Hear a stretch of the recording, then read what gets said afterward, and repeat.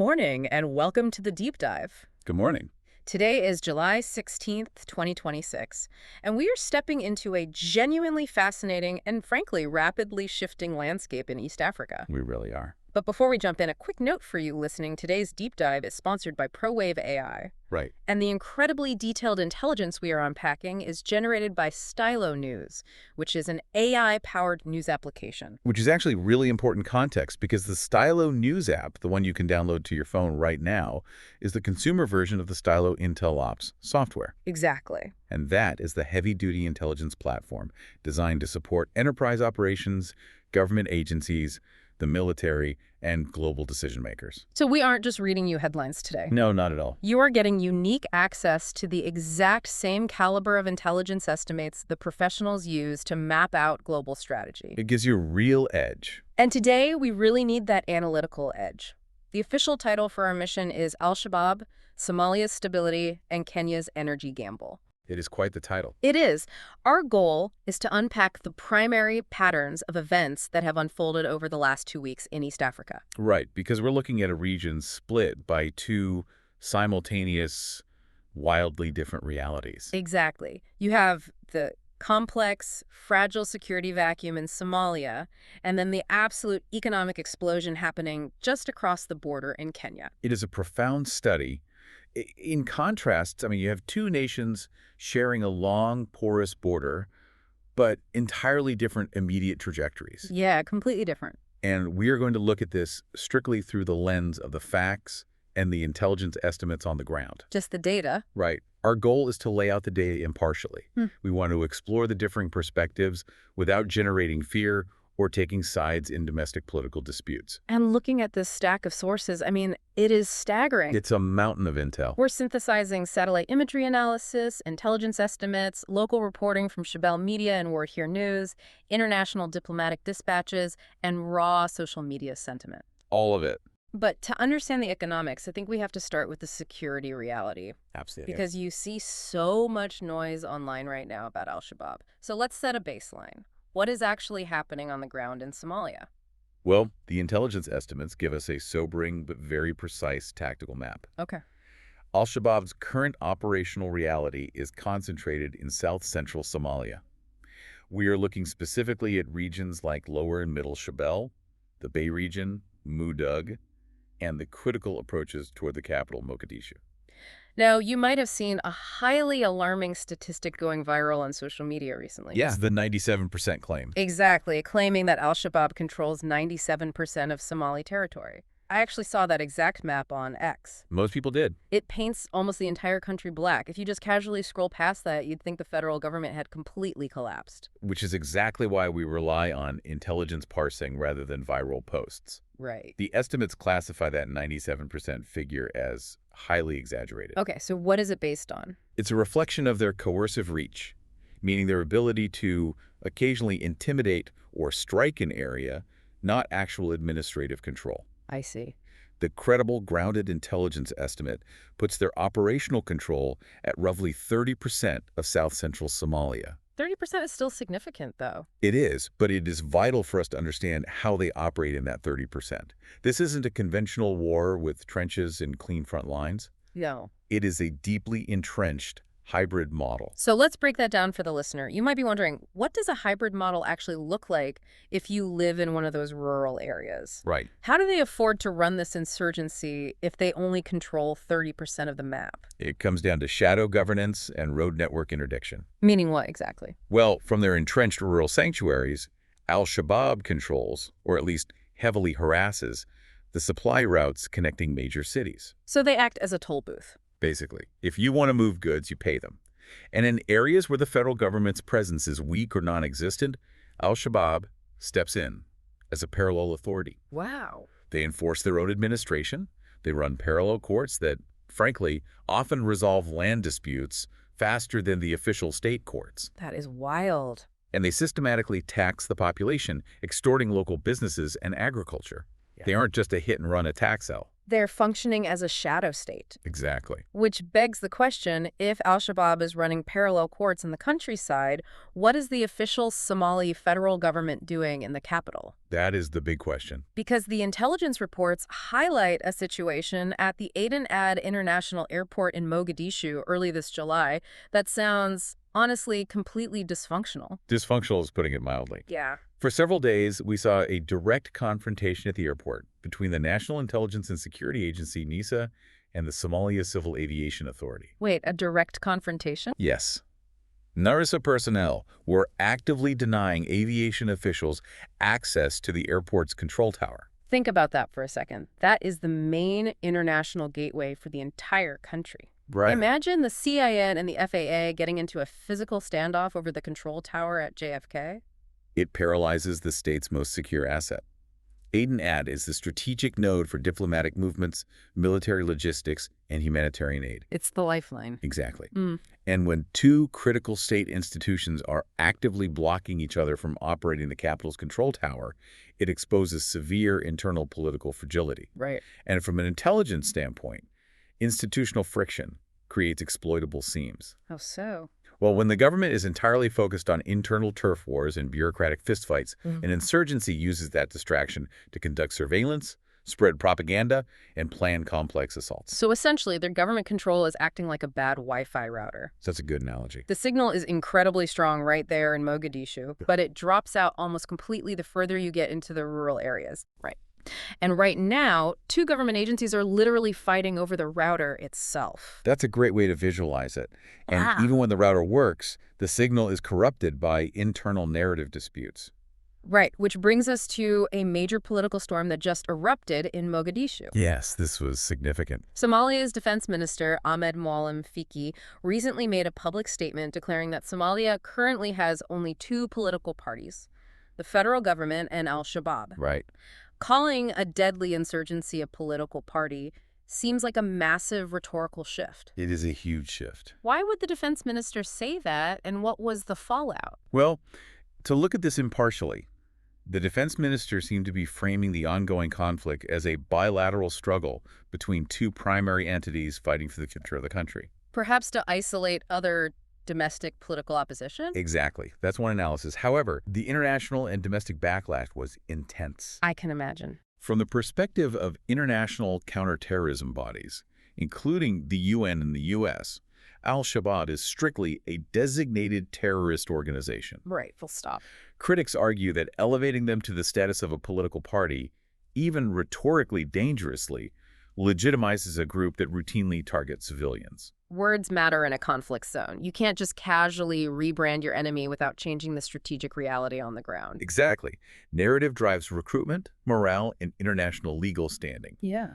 If the defense ministry introduces narrative ambiguity by framing a counterterrorism campaign as a bilateral political dispute, it undermines the unified consensus required to fight that campaign. And when we look at the social media sentiment data curated by Stylo News, we see exactly how the Somali public is reacting to this governance style. The data from X is incredibly revealing here. It really is. The sentiment around the hashtag Al-Shabaab is definitively and strongly negative. Yes. The public clearly views them as a terrorist threat. There is no ambiguity there. But the sentiment around the hashtag Somalia is a fascinating mix. It's very polarized. You have people expressing genuine optimism about sustainability and blue economy initiatives, which are projects aimed at sustainably utilizing their massive ocean coastline for economic growth. Right, trying to build a future. But that optimism is heavily laced with sarcastic, highly derogatory comments regarding the government's effectiveness and this constant internal infighting. It perfectly encapsulates the dual reality for the Somali citizen, a desperate desire for economic development, colliding with deep frustration toward a state apparatus that struggles to provide basic, coherent security. Yeah. And you might be asking, how long will the international community put up with that infighting? Right. The answer is time is rapidly running out. We are approaching a funding cliff that could fundamentally alter the balance of power in East Africa. Let's get into this transition because the patience of international backers is officially shifting. What is happening with the ground troops? Well, the African Union Support and Stabilization Mission in Somalia, known as AUSSOM, has been the backbone of security in the country. Yeah. They do the heavy lifting to hold territory and secure population centers against Al-Shabaab. Right. But the U.S. government, under the Trump administration, has made a critical policy decision to cease funding the UN Support Office in Somalia, UNSOS, after December 2026. And what is UNSOS exactly? This office is the financial engine that provides the vital logistics and physical sustainment for those African Union troops. So what does that logistics funding actually buy on a daily basis? It buys the fuel for their armored personnel carriers. Okay. It pays for medical evacuation helicopters. It buys the daily food rations for thousands of troops holding remote forward operating bases. Oh, wow. Without that funding, troops literally cannot leave their bases to patrol. That is a massive problem. The intelligence reports indicate this has sent the African Union into emergency mode. They are frantically scrambling for alternative funding, potentially looking toward Arab states just to keep the mission viable. And what is the U.S. rationale for the cut? The U.S. rationale cites budgetary constraints and a strategic reassessment of their footprint in the Horn of Africa. But the immediate result is that AUSSOM's ability to hold ground is severely threatened. But here is the paradox. Right. We are pulling the financial plug on the logistics that keep the African Union ground troops fed and fueled. Yet at the exact same time, U.S. Africa Command has intensified its bombing campaign. They have. The reports note they recently conducted their 71st airstrike of the year against Al-Shabaab. Which is a record number. Right, so we're dropping record bombs from the sky, but pulling the financial rug out from the ground troops. It's a stark contrast. It feels like trying to put out a house fire by throwing water on the roof while actively dismantling the fire engine on the ground. The intelligence analysts highlight that exact contradiction.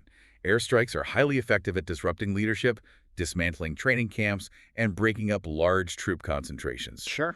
But here is the critical insight. Air power wins battles, but logistics holds territory. That makes sense. You cannot hold a city block with a drone. You cannot secure a vital supply route from 10,000 feet in the air. No, you need boots on the ground. Exactly. If the Somali National Forces are not fully ready to replace the African Union troops and the AU logistics are degraded, Al-Shabaab doesn't even need to fight a major battle. They just wait. They just wait for the planes to fly away and they walk right back into the rural areas. Force-holding capacity is the ultimate vulnerability. And what does this deteriorating force-holding capacity mean for international personnel and broader regional security? Well, the current intelligence estimate assesses the threat to U.S. forces and embassies in the region as elevated. Elevated? Yes. The reports emphasize there is no specific imminent plot detailed in the last 24 hours. However, the operational threat environment is objectively worsening. What are the specific risks? In Mogadishu, the persistent risks include vehicle-borne improvised explosive devices, indirect fire, and complex multi-stage assaults on fortified compounds. And does this threat stay within Somalia? No, importantly, this threat vector doesn't stop at the border. It extends deep into Kenya. Right. Key urban nodes like Nairobi and Mombasa remain historic, persistent targets for Al-Shabaab's external operations network. And that persistent threat in Kenya doesn't just impact daily security.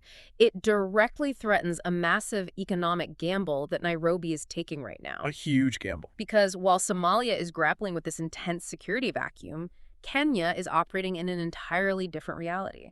They're placing multi-billion-dollar bets on their economic future. The juxtaposition is almost hard to believe. It really is. While international diplomats are holding emergency meetings about severe funding shortfalls in Mogadishu, just a few hundred miles down the coast, heavy machinery is breaking ground on one of the largest infrastructure projects in East African history. We are talking about the Dangote refinery. Yes. On July 8th, Dangote Industries Limited broke ground on a staggering $17 billion oil refinery in Lamu, Kenya. $17 billion. This facility is projected to process 700,000 barrels of oil per day. It is a monumental shift for the entire continent's energy market. Absolutely. And what's truly fascinating is the strategic maneuvering that brought it there. Right. This mega project was originally slated to be built at the Tanga port in Tanzania. Oh, really? Yes, but Dangote shifted the entire project to Kenya. Why the sudden shift? What does Kenya have that Tanzania didn't? It comes down to infrastructure advantages. Lamu offers deep water port capabilities and is the anchor of the AUSSENT corridor, The Lapset Corridor. Yeah, it's a massive transport and infrastructure project designed to connect Kenya's coast to landlocked markets like South Sudan and Ethiopia. Ah, okay. It integrates perfectly with Kenya's upcoming oil pipelines, making the mind-boggling logistics of a 700,000-barrel-a-day refinery actually feasible. And the Kenyan government isn't just passively hosting this. President William Ruto's administration is heavily invested. Heavily. They are providing 21.5 billion Kenyan shillings in state seed capital for a project with an estimated total cost of 2.5 trillion shillings. That's a massive commitment. The projected impact is transformative. We're looking at 60,000 new jobs and a massive reduction in the entire region's dependency on importing refined fuel. Right. Plus, it aligns perfectly with Kenya's timeline to start its own commercial oil production from the South Lokichar Basin by the end of this year, 2026. If we pull back and look at the broader regional shifts, Yeah. Kenya is aggressively positioning itself as the undisputed industrial and technological anchor of East Africa. Yeah, you really see that in the data. The intelligence summary highlights a flurry of simultaneous developments. Beyond oil, Kenya is deepening its tech ties with the United Arab Emirates, In what way? specifically focusing on integrating smart city technologies and digital commerce infrastructure. They also just hosted the 27th Build Expo, Right, I saw that. which heavily featured advanced Chinese construction and mining technology tailored for these massive Kenyan projects. It sounds like a nation firing on all economic cylinders. It really does. But wait, we have to look at a map here. Lamu is incredibly close to the Somali border. Yes, it is. It's right next to the exact regions where Al-Shabaab retains influence. So how do you insulate a $17 billion mega project when the neighbors are fighting over an airport control tower?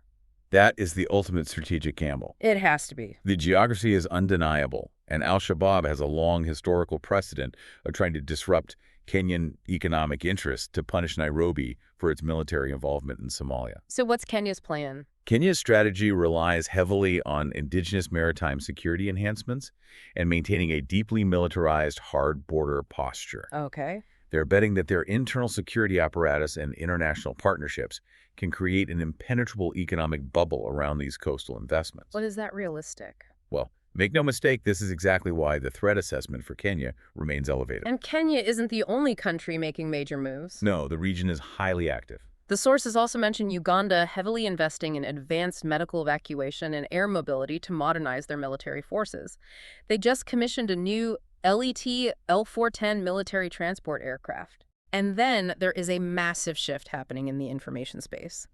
The Aga Khan Fund for Economic Development is selling its controlling stake in the highly influential Nation Media Group to a Tanzanian businessman named Rostam Aziz. That media buyout is sending serious ripples through the diplomatic and intelligence communities. Why is that?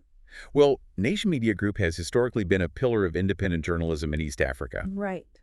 The transition to new ownership, especially to a figure with deep political and business ties across the region, has triggered widespread discussions among international press freedom advocates. Because holding a $17 billion government-backed infrastructure project accountable requires fierce, independent journalism. Precisely. The concern is whether the editorial independence required to investigate corruption, environmental impacts, or political maneuvering around these massive new corporate projects will be maintained under the new regional ownership structure. Okay, so we have an economic boom, massive infrastructure projects, shifting media landscapes, and a ticking clock on international security funding next door. It's a lot of moving parts. It is. So for you listeners trying to figure out what happens next, what are the tripwires? Based on these intelligence estimates, what should we be watching for? The analysts have laid out 3 specific near-term indicators. Okay, what's the first one? First, watch the African Union Peace and Security Council. We need to see their formal recommendations on how they plan to fill that post-2026 logistics funding gap. Right, because of the UNSOS cuts. Exactly. If they cannot secure Arab state funding or UN alternatives, the ground troop footprint will inevitably shrink. What's the second indicator? Second, keep a close eye on the Somali federal government's internal politics. Yeah. Can they resolve their electoral disputes before October 2026? Is there progress on that? Right now, powerful regional states like Puntland and Jubaland are actively rejecting mediation from Turkey, which is further isolating the central government in Mogadishu. Wow. And the third? And third, monitor the imminent start of commercial oil production in Kenya's South Lokichar Basin, which will officially cement Kenya's new economic status. Okay, gun to your head, out of all those massive moving pieces, what is the single most critical indicator that will define East Africa's trajectory over the next 30 days? The single most critical indicator is Somali political cohesion. Really? Yes, specifically, whether the federal government and regional states like Puntland and Jubaland can break their political deadlock. Why is that the most critical? Because the U.S. airstrikes, the funding cuts, the security of the new refinery in Kenya, all of it hinges on whether Somalia can project a unified front. I see. A fractured state cannot fight an insurgency.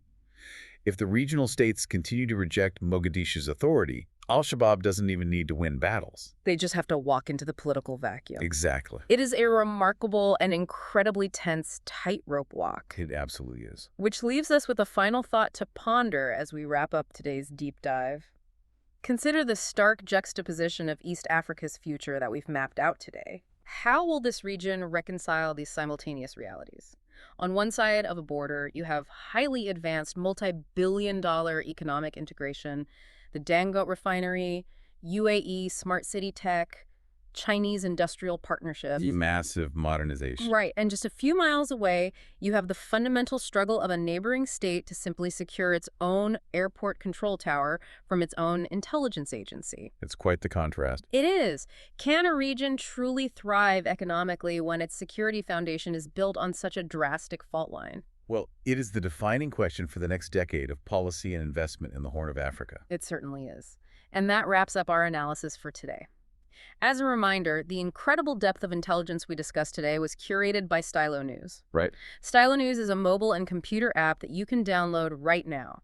You can customize your feed to get personal, intelligence-style briefs curated from hundreds of traditional news sources and X, giving you the exact same analytical edge as the pros. It's an invaluable tool for cutting through the daily noise and getting straight to the strategic patterns that actually matter. Absolutely. We urge you to subscribe and get your own AI-powered news on demand by visiting www.stylonews.com. It's highly recommended. Thank you so much for joining us for this deep dive. We love tackling these complex issues, so please reach out and request topics for future deep dives. And don't forget to follow Stylo News on your favorite social media platforms. We'll see you next time.